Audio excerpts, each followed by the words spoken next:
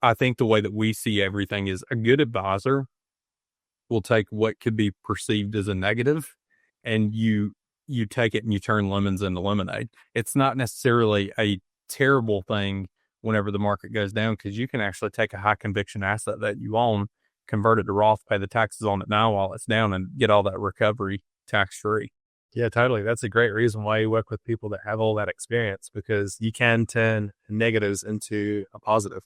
Like when the market does crash, if you do convert, you're converting it at, uh, in a way that you're paying less taxes, and then it can recover. Welcome to the show. This is the Build Big, Live Bigger podcast. This is where you get real clarity about retirement so you can build a plan that blesses your life instead of becoming it. We'll share what you need to hear to replace worry with confidence, protect what you've built, and actually live your dreams, not your fears in retirement. Let's dive in. Welcome to the Build Big, Live Bigger podcast. My name is Jonathan Burgess, the owner of Big Money Retirement Solutions, owner, founder, whatever you want to call me. And I am here with Luke Maloney Grimes, my wonderful co-host and a lead advisor here on staff at Big Money. So this is episode 15 of the Build Big, Live Bigger podcast. We're so happy that you joined us for this episode. I can't wait until we get to episode 100. I know we're,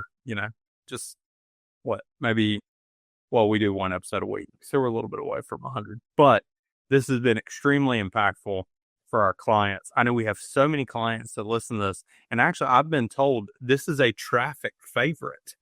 So apparently whenever some of our clients and prospective clients are sitting in traffic, this is their go-to resource. So Luke and I are happy that you're here. Hopefully you take away something from today's podcast. I know that we'll have lots of nuggets mixed in here, but we're going to pick up on part 2 of 2 of our recent discussion about balancing growth and safety in retirement portfolios. We didn't quite make it to the full 5 last week, Luke. So this week we're going to be picking up on balancing your portfolio with safety and the philosophy behind it all. So, why do we believe what we believe? But I want to kick it off with, I think, the general ideology that all the advisors on staff have, and the reason why I believe our clients have done so well is we really focus on them being asset owners. So not the stereotypical, use bonds and money market as the safe portion of your cash.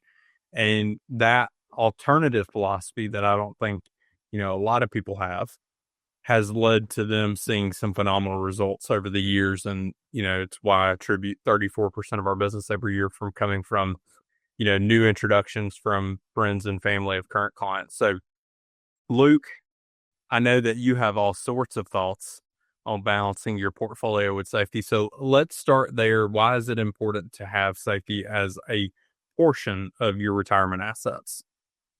Well, as we know, especially in retirement, it's super important because, you have 2 major phases of your life where you are, saving, accumulating, investing, but you're working as well. So if there's any mistakes along the way, you can keep on working and keep on accumulating.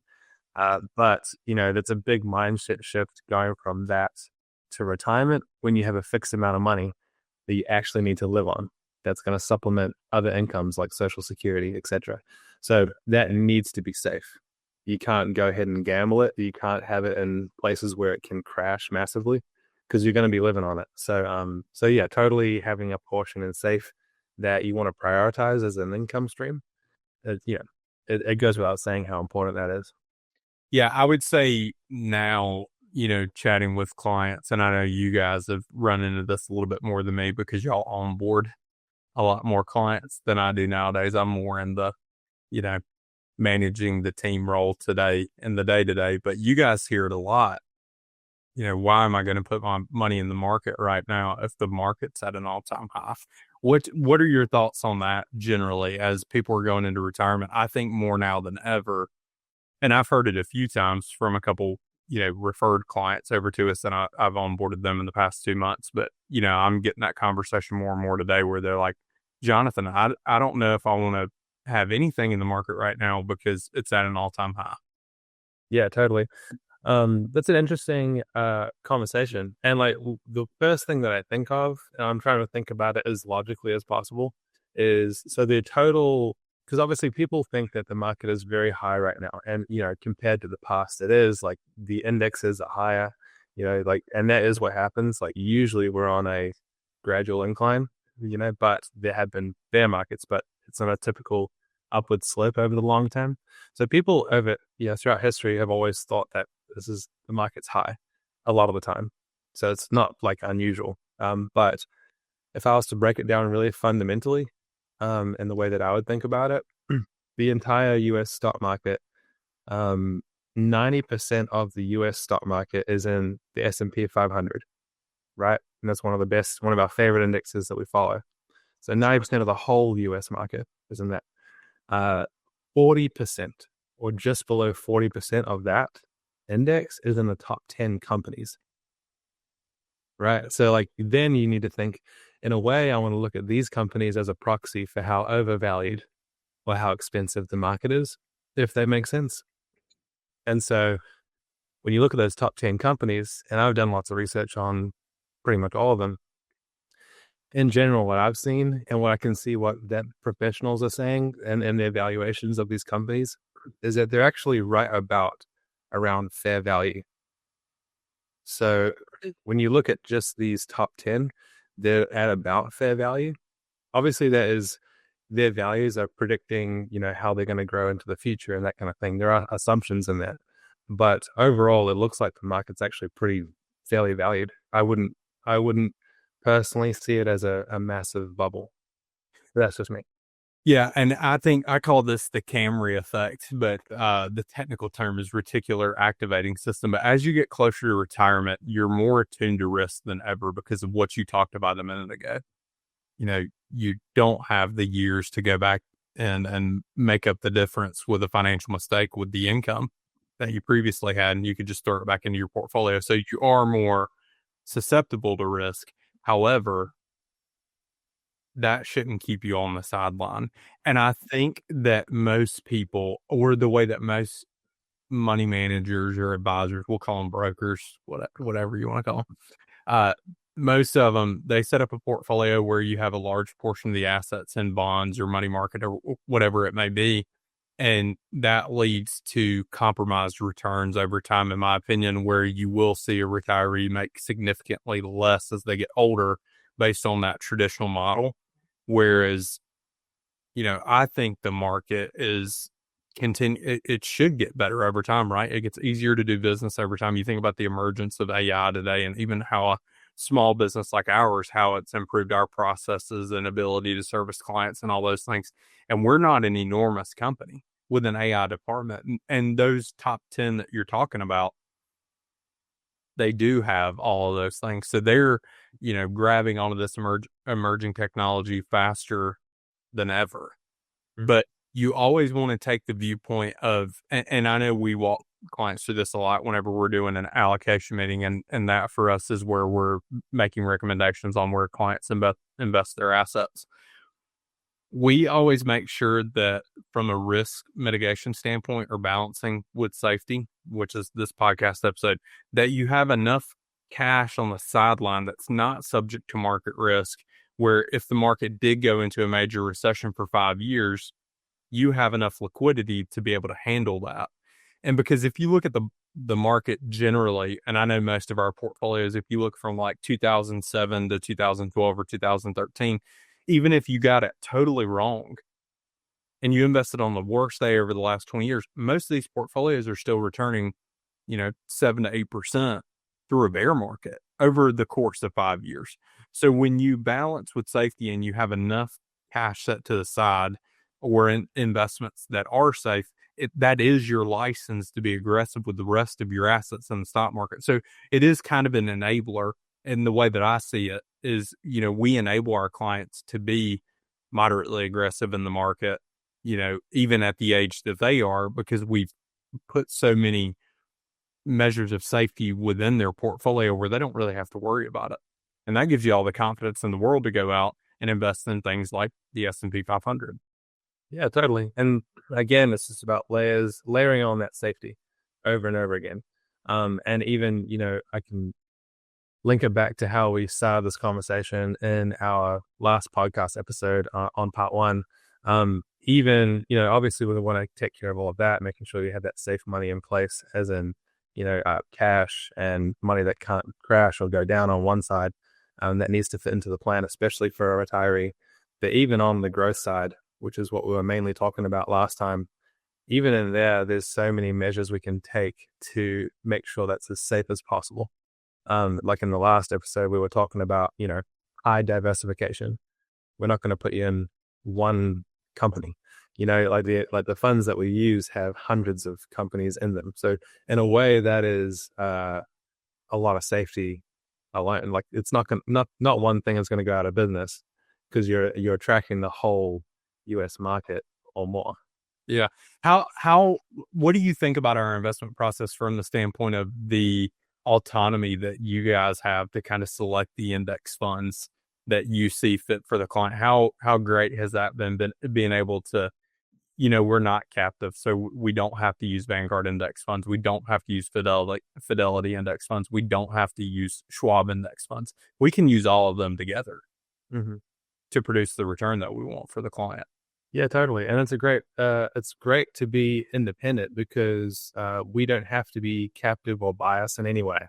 We can just simply look out there for the best of the best. And we we have our investment committee that does a lot of research. And as a team, we come together and find a lot of great solutions. I mean, we have over 150 years of experience on the team in total, or more, even saying that. And but even just on the investment committee, all of our experience coming together with all the research that we do, and I know that I do, we've come up with a lot of great solutions. Yeah. And I think the other thing too is, if you have set up that base, let's say you and I are totally wrong about this. And, by the time this podcast episode drops on Wednesday, let's say Thursday, we go into a recession. The way that I see it is, if you've set enough cash to the side in safe money to be able to support your lifestyle and your retirement goals, that really is I honestly view everything as an opportunity. So if the market does, have a significant correction, I mean, there's still time to do tax planning, right? So if you owned, for instance, Costco stock, and Costco stock took a major dive in whatever portion of the market that was hit significantly in a downturn, you could convert that money to Roth if it's held in a traditional IRA or a 401k. You need to move it over to an IRA first. But I think the way that we see everything is, a good advisor will take what could be perceived as a negative, and you take it and you turn lemons into lemonade. It's not necessarily a terrible thing whenever the market goes down, because you can actually take a high conviction asset that you own, convert it to Roth, pay the taxes on it now while it's down, and get all that recovery tax free. Yeah, totally. That's a great reason why you work with people that have all that experience, because you can turn negatives into a positive. Like when the market does crash, if you do convert, you're converting it at, in a way that you're paying less taxes, and then it can recover. So that's a great idea. Yeah. Now, you have kind of led the charge on one of our portfolios, the top 10. Is that your go-to? Yes, that's right. That's my main go-to for sure. Yeah. So what was it about whenever you created that? Why did you gravitate towards that index fund portfolio? And right now, you're listening in, we're talking about the growth portion of a client's assets. We're not talking about the safe portion of a client's assets. Yeah, we can talk about that. So this was a model that I led the charge on. There's 10 ETFs, which are exchange traded funds, and they each have a 10% allocation. And we can go into some more details on that as well. But overall, you want to have S&P 500 exposure, and it does have quite a lot of S&P 500 exposure. There's also small cap value exposure as well. And what is that? So that is ETFs are funds that follow the small cap value segment of the market. And this was actually something really interesting that I learned in college in one of my investment classes, is that over the past 100 years, small cap value has averaged better than any other segment of the market. And it actually beat out large cap growth by 2% on average. So those are typically companies that are small and companies that are selling cheap compared to their assets and income. And so why wouldn't we do all of just that? It's because we don't know which racehorse is going to win. Some are going to do better at different times. Some are going to do worse at different times. So you want to have multiple exposures and strategies in one place. Yeah. So you've got some S&P variance in there, some small cap value. And whenever I look at that, I mean, you guys have done such a great job managing that portfolio. I know some of the clients that we have set up in that sleeve is what we call it, because you may have one main account, but you can have multiple strategies assigned to an account. We call them sleeves. But whenever I look at that sleeve, you guys have, I know you put a lot of time into that, but it's the thing that I love is a lot of times the best strategies that we implement for clients are the simplest, and just for them to be able to understand. I think there's some magic in that too, for sure. But I know that each client, whenever we're talking about it in our morning meeting, so we do an all team morning meeting. There's 21 of us, on this call, and it's a video call, and we're like, okay, let's go through the schedule for the day. And we have all these client reviews on, and I love hearing each advisor know to a T, hey, the Smiths are coming in. Tyler had somebody come in yesterday, current client.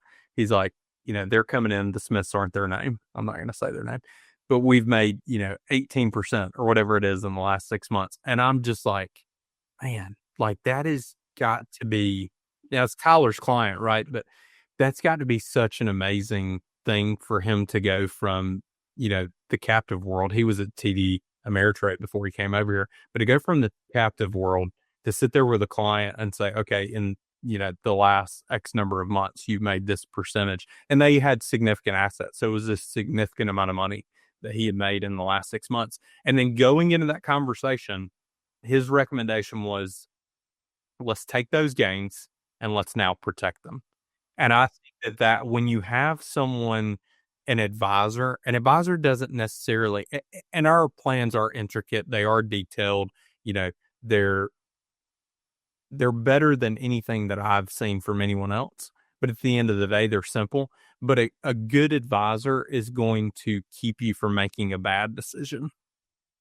And, it's great to go into a 6-month review with a client. And I think a lot of people would do this. They go in and they'd be like, hey, we're up, 17%, 18%, whatever it is. And then they say, yeah, let's just hang on to what we've got here. And you could, and it depends on what portion of their assets are already allocated to safe money. But I think this was someone who was a little bit more risk on.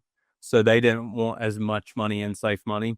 But Tyler in that 6-month review is now taking those gains and protecting those gains. And I just love that our team is not only making a life-changing difference with clients in good times, but if they ran into bad times in the next, 2 months, now he's in those gains. But the thing is, he didn't take that money and put that into money market or cash or bonds. He took that and put that into an equity-based product that has a floor on it. So, if the market goes up another 10.5% from right here, they're going to make, on that $280,000 gain, they'll make another $30,000 on that gain. But if the market drops by 30, 40, 50%, that 280 is now locked in. They can't lose that either. So I think the way that the guys look at planning is, along the path of having that client relationship, we are going to have wins like that. But it's kind of on us. It really is on us as the advisors to walk the clients down that path and say, okay, this is a great 6 months. We don't know if every 6-month review we have with you is going to be this phenomenal, just because we can't control the market. So let's take advantage of, those gains. Yeah, exactly. I mean, you never know what's going to happen. I mean, it's totally realistic to have a 20, 30% correction or a bear market right now. Like, if this could happen, you never know. So especially for retirees, you want to lock in some of that safe money for sure, depending on how your plan looks. Yeah. And some clients are more risk off, right? What I've seen is the clients that we have come in that have, $3 or $4 million, normally, a lot of the conversations that we're having with them, we always ask for permission. Can we just be brutally honest with you? And most of the time they'll say yes. And whenever they do, a lot of these older folks it's like they're driving a Ferrari in a school zone. I mean, they're being way too aggressive. And we're going in and we're saying, okay, let's look at the risk of this. I know you're excited about this gain that you've experienced, but how upset are you going to be, and how's your life going to change if the market were to pull back 40 or 50%? On the same side, we may have a client who has $500,000 and they may be too risk adverse. So we're walking them through, and the opposite side of that conversation could happen, right? So, we could be going into a review with a client. They have 500,000, let's say we put 350,000 in safe money and they made 10% this last year. We may say, hey, you don't need the income yet. You're 2 years out from retirement. Let's take that $35,000 gain and let's move that money into the stock market. Actually, the opposite approach to what we did with the previous client, but it all depends on what your comfort level is and how that plan is developed. And a good advisor is going to go in and they're going to point you in the direction that you need to go. Do we need to have more money in the market? Do we need to have more money that's safe? And they're going to balance that every 6 months and go through and make those changes for you. That makes sense. It's totally true. And in a way, like, we need to tell people what they need to hear, not just what they want to hear. Right. And as long as it's fitting with the plan and based on really good data, like we're a data-driven fiduciary, we're here to do the best we can for you. We're working with you on what you are comfortable with, obviously, but we're going to encourage to do the right thing. Yeah. So now let's go to the last topic here. So the philosophy behind it all. So you have a firsthand look going through all the different departments that you went through before you got to being the lead advisor that you are today. Talk about the big money investment philosophy and basically how that can be different for each person. I know we really focus on an individual's values and what they want to invest in, and I want to touch on that for sure, because that's one of the things that I know that I really try to focus on with clients is their personal values. But what is it about the big money philosophy that's different from maybe what someone's used to? Well, our philosophy, I think overall, it's we do the entire picture. We're not just managing a pool of money. Obviously, and we can do a very good job at doing that, but we're looking at the whole picture, the whole plan: Social Security, insurance, investments, everything, taxes as well. So it's all under one roof. So I think the main edge is to be able to do everything and get a holistic picture of what you should be doing. But especially on all sides, the safe money side, the growth money side, cash side, etc. It's all goal oriented. I think that's probably one of the most important things, is that we're centering it all around what's your goal. What do you want? Do you want to live on X amount, or do you want to leave a legacy of this amount? What's going to make you comfortable? What do you want to achieve? How do you want to live moving forward? So I think, honestly, being goal oriented, that's probably the most important thing. If retirement clarity matters to you, don't wait. Text BOOK to 864-920-3155 or click the link in the description below to get a free copy of Jonathan's book, Retire Right. When you start with the end in mind, which is what we do, and it's one that from what I've seen, most prospective clients don't even know how to describe what it is that they want. Like, they are just so used to the old experience of walking into an advisor's office saying, hey, here's $500,000, go and invest this money for me. And, they're so used to that experience, they almost want to, say, here, you manage it. I don't want to look at it. And what we really try to do is say, okay, take the money out. That's the easiest thing in the world for us to do, is to go in and develop a portfolio and a plan. The hardest thing to do is determine what the goals are behind that plan. So, like, when do you want to retire? Obviously, is a normal question that everyone's used to being asked. But, if money, I know one of the things that we say is, if money were an object, what would you be doing with your time in retirement? And we're just all quiet. We let the client answer.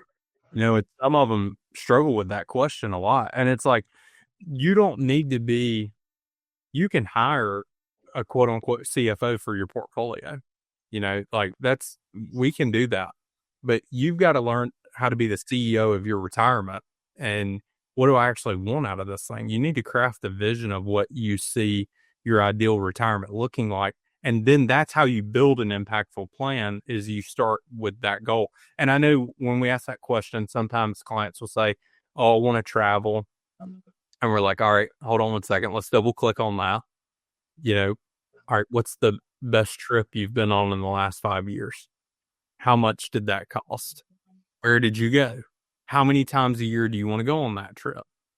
Who do you want to take on that trip? And it's just the questions that you wouldn't expect an advisor to ask, but it's honestly the ones that we have to know. Like if you say, look, if you tell me, hey, I love going to Bali, for instance, because I know that's you and Case Guy's place. But you say, hey, I love going to Bali. I'm like, all right, great, Luke. So, where do you stay when you go to Bali? Do you stay at the Motel 6? Do you stay at the Ritz-Carlton? I don't know if they have the Motel 6 in Ritz-Carlton or in Bali. But anyway, they probably don't. I think that's an American thing. But anyway, getting on the same page with what type of experience do you like to have when you go there? When you go to Bali, are you going with just you and Case Guy, or are you taking family along with you? What does that travel cost? How many times a year would you like to do that? Is Bali the only trip that you want to go on every year? No, I like to go on cruises. I like to, travel the domestic United States. We love to, go in our RV.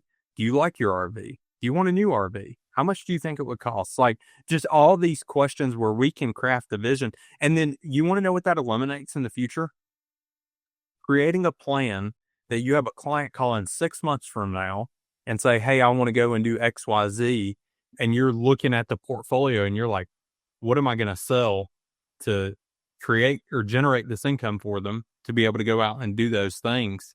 Well, if an advisor's asked the right questions, and I know we have the 1-page plan, right, where everything's on 1 page, we already have a travel budget in the plan. And we know exactly which account we're going to pull from when we get that call in 6 months. But it's just, I think a lot of people, based on prior experiences, maybe that weren't intentionally bad from the advisor, but just maybe someone who's not really trained to be a retirement advisor. Like we only do retirement, but that's literally all we do. We're not doing business buy-sell agreements. We're not doing 401k planning for companies. We're not helping young business owners. Like we are retirement planners. We're retirement advisors. We're data-driven fiduciaries that focus on that segment of the market for our clients. And that's what we specialize in. And we don't go outside of our box. And the reason why we can ask clients questions like that is that is what we coach our advisors on. We're not saying, hey, my Aunt Sally has a clothing company and she's got 14 employees. Can we set up a 401k, for now? Do we have business owner clients? Yes. And actually, I just onboarded a business owner client last month. Guy has grown a massive company. And he was like, Jonathan, can you do my company 401k? And I was like, as much as I want to, no, I can't. It's not, it's not our area of expertise. It's not our specialty. I was like, I'm more than willing to come in and talk to your team about, age focused investing and what they should be investing in, and conduct like an educational event for them where, we get on Zoom or, honestly, at this stage, it would be hard for me to drive there, but I get on Zoom and I tell them, generally this is what you should focus on, but that's not what we do. And I think when you hire the right advisor and they are one who said, I'm so used to this being a yes man business. It's just so prevalent. It's like, no matter the situation, if you walk in, I'm not bashing JP Morgan at all whenever I say this, but JP Morgan's next door to us, right? You walk into JP Morgan, it doesn't matter what stage of life you're in or what you're dealing with, that advisor is going to sit with you and try to walk you through that. And when you say, okay, I'm a specialist of all, you're a master of none, really, in my opinion. It's a very good point, because that means we can get very, very, very good at our niche, which is the retiree, the pre-retiree, those people, the challenges that they're going through, the goals that they typically are looking for, the things that they want to achieve. We can get really, really good at helping those people specifically. We can help anyone in a big way, but that is our specialty. I think we do a very good job in that area. Yeah, and it's really common things that we hear. I mean, the thing that we've done is we've interviewed thousands of pre-retirees and current retirees, and we've compiled all that data.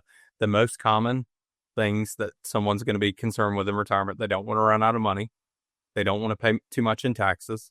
They want to be able to travel with the people that they want to be able to travel with to certain destinations, locations. They want a travel budget. Like, you want all that time. You no longer have to submit PTO time, which is an amazing, feature of retirement. You're the CEO of your retirement. You don't have to ask for time off, but you want to know that you're not going to put yourself in a bad position by traveling too much or doing whatever you're going to do there. That's why you need some sort of budget around that. But travel, family legacy is a big one. We've got some folks that have amazing pensions and income coming in every single month, no matter what.